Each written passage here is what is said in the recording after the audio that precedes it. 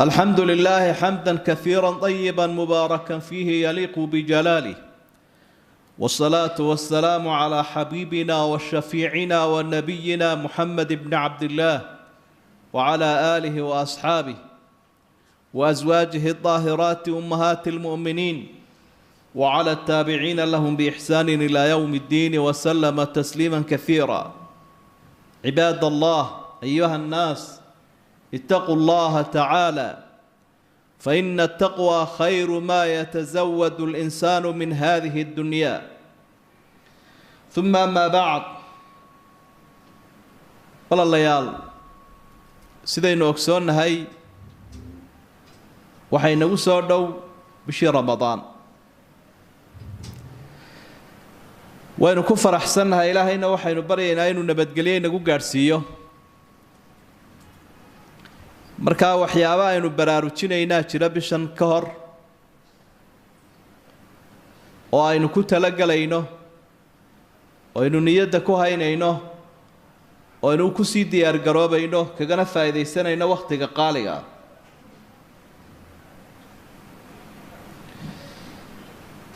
waxaa ka mid ah waxyaabaha aynu ku diyaar garoobayno inaynu ilaahay ugu mahadnaqno subxaanahu wa tacaala hadduu ina gaadhsiiyo bisha ah oo aynaan garanaynin inaynu gaadhiyo in kale. wakhtigu wuu kala fadli badan yahay, dalkuna waa kala fadli badan yahay, dadkuna wuu kala fadli badan yahay. fursad qaaliya markuu ilaahay ku siiyo iyo wakhti qaaliya oo cimrigaaga soo gaadhsiiyo, waana ilaahay ugu mahadnaqdaa subxaanahu wa tacaala. sida wax badan oo adduunyada ah oo muuqda markuu ina siiyo aynu ugu mahadnaqno, diintaa ka qaalisan dunyada. niyadda waxaynu ku haynaynaa xadiidkii rasuulka sala allahu calayhi wasalam: iqtanim khamsan qabla khams. xadiidkaa saxiixa nebigu waxa uu ku leeyahay qofka muslimkaa isagoo la hadlaya 5 arrimood oo aada haysato ha garan waayina ka faa'iidayso 5 arrimood intaanay kula kulmin: xayaataka qabla mawtik, wa sixataka qabla saqamik, wa faraaqaka qabla shughlik, wa shabaabaka qabla haramik, wa ghinaaka qabla faqrik. waa xigmadii qaaliga ahaa ee nebiga calayhi salaatu wasalaam. xigmadahaas in badan baan dadka u jeedin, kana faa'iidaysanin, kana murugoodo wakhti aanay tala gaadhayn. midi waa nolosha, intaad nooshahay ka faa'iidayso, ilaa waa fursade. fursaddaa ma haysta qofkii geeriyooday, markuu sii dhimanayaa baanu garanayaa. qaala rabbi irjicuun, ilaahay u celi buu leeyahy, ilaahay u celiya lacallii acmalu saalixan fiima taraktu, bal camalkii aan ka gaabiyey inaan wuxuun soo sameeyo. marka nolosha aynaan dareemaynin ee ayaamaheedu soconayaan inaynu ka faa'iidaysanno oo aynu xisaabtanno. waxaa kaluu nebigu xusay calayhi salaatu wasalaam qofku intuu caafimaadka qabo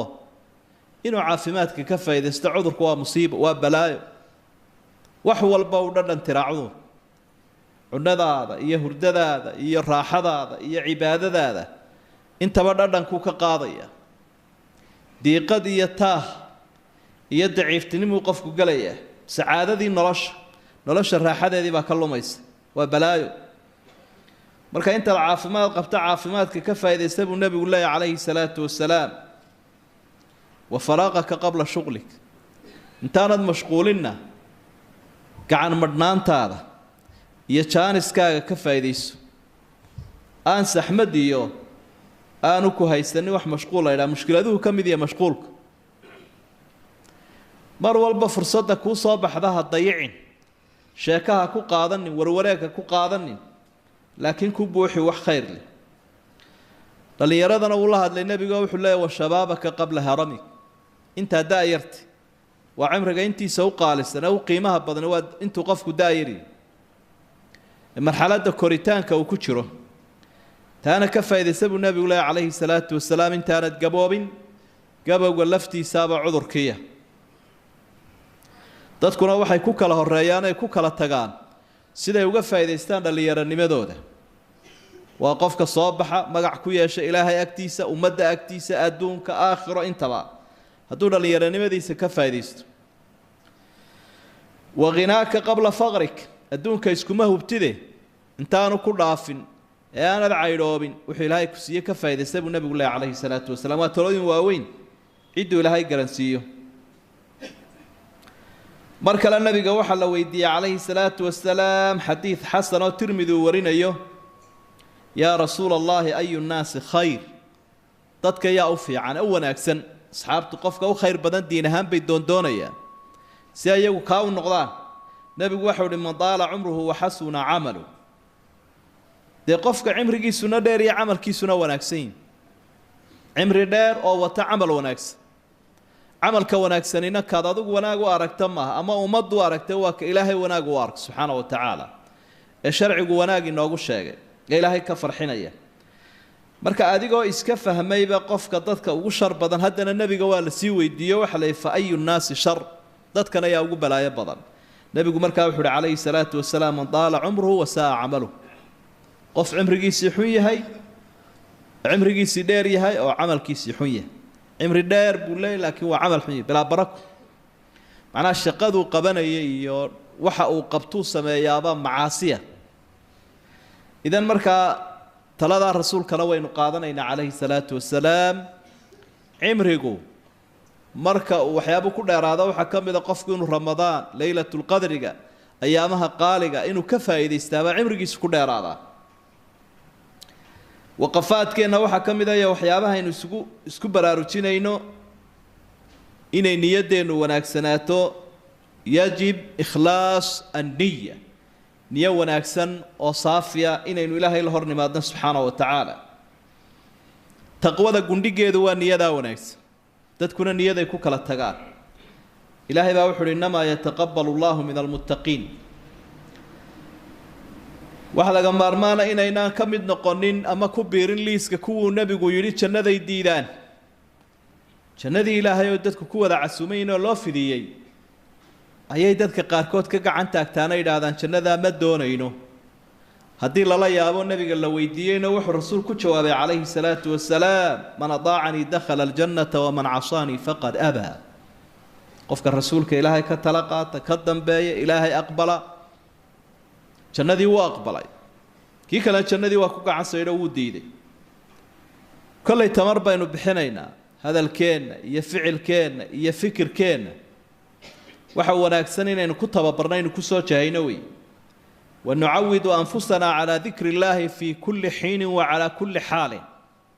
بل شوينا إننا وحكب الدلو إلهي وحو آد وفرحة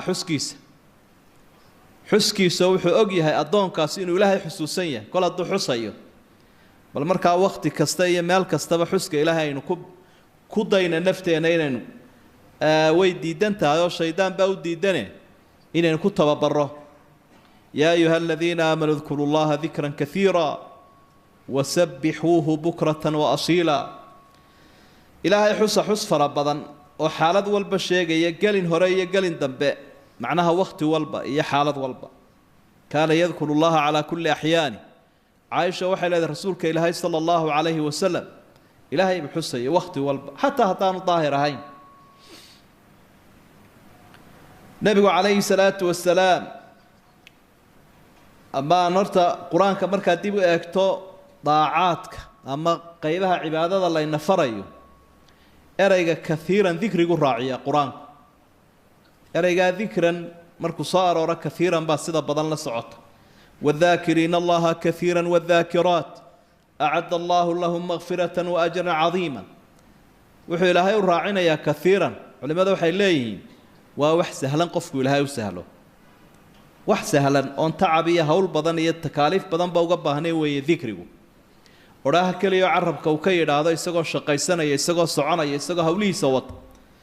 waxa weeye wax u fudud marka uu badin karaa saasa ilaahay uu leeyahay badiya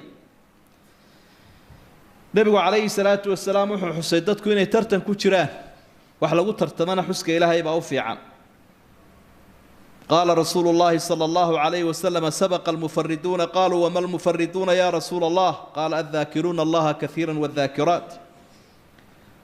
dadka qayb waxa jirta buu nabigu leeyahay dadka ka dheereeyay waana dadka ilaahay aad u xusa kullu wuxuu baad xusaysa laakiin xuska ilaahay badi waxyaabo aynu baraarujinayna waxa kamida bishan waa bishii quraanka intii hore inaynu uga dhawaano inaynu akhrino oo aynu ku dhaqanno oo aynu bisha aad u dhageysano oo aynu baranno oo aynu subcino in dadka la akhrino quraanka siyaabaha loola noolaado noocyada kala duwan intaba inaynu ku dhawaano shahrul quraan shahru ramadaan alladhi unzila fihi alquran qaarkood baa salafuna saalix la tilmaama 24 saacadood inay mar dhammayn jireen quraanka wax lala yaabana ma aha qofka ilaahay qalbiga u nuuray carabkiisa iyo qalbigiisa iyo jirkiisuba uu fudud yahay waxiga marka saacado kamida 24 ka saacadood ayuu ku dhameynaya 30 juz adigu bishaad ku qaadanayso nabiguna calayhi salaatu wasalaam wala akhri jiray asxaabta isaguna gaar buu ugu cibaadeysan jiray caalamka kore iyo malaa'igta ka timaadana waa la akhri jiray sida malakul jibriil oo kale اقرأوا القرآن فإنه يأتي يوم القيامة شفيعا لأصحابه isaga inoogu bushaareeyay nabigu calayhi salaatu wasalaam quraanka ergeynaya ya imanaya waa kalaamkii ilaahay hadduu ilaahay inooga ergeeyo ergada rajadeedu weynti inuu ilaahay inoo aqbalo subxaanahu wa tacaala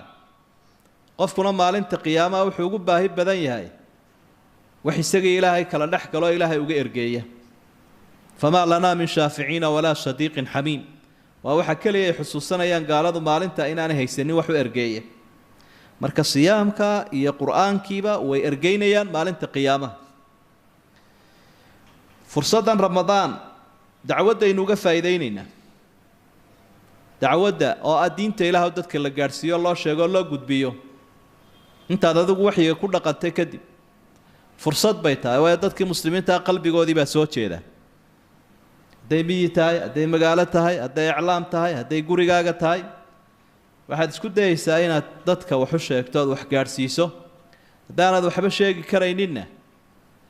waxaad u sahlaysaa dadka wax sheegay qalabkay wax ku sheegeen cajaladaha kutubta wasaa'ilka dacwadda qalabka lagu baahiyo waad lacag ku bixinaysaa dadka gaarsiinaysaa indhahooda iyo dhagahooda u soo jeedinaysa si xaga khayr kale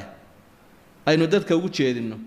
كن فريدا عش بفخر في الحياة لا تبالي فالمعالي بالتحدي لا سواه كن سعيدا كن فريدا عش بفخر في الحياة لا تبالي فالمعالي بالتحدي لا سواه بالتحدي لا سواه حرر النفس ولا تحيا هباء